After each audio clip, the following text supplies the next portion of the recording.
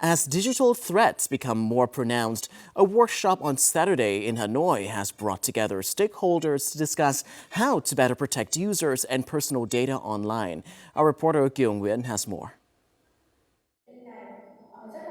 The workshop brought together social enterprises and non-profit organizations whose platforms are often targeted for impersonation and scams to discuss steps to strengthen access control.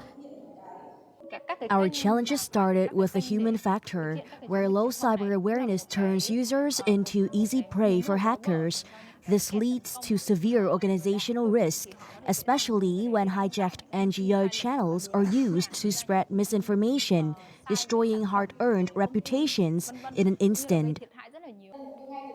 Experts also warn that low awareness continues to leave users vulnerable, especially children who face growing risk online. Cybercrime has evolved into highly organized transitional syndicates.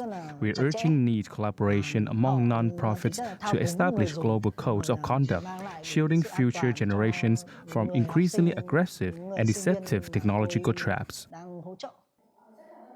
The workshop also pointed to the growing need for cross-border coordination as digital threats become more complex and harder to contain.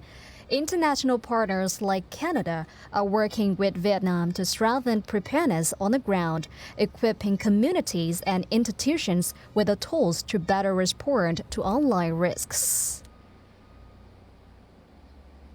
Canada actively supports programs in Vietnam that strengthen digital literacy, online safety, and community readiness, including initiatives like the ones that CLD is doing today, providing a crucial role in protecting Vietnamese users from misinformation, scams, and online threats.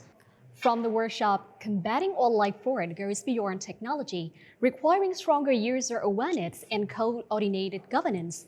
Attention now turns to Vietnam's organization to have a better, more practical and cohesive measures to better protect users in increasingly complex digital environment. Kyung-Win reporting for Vietnam Today.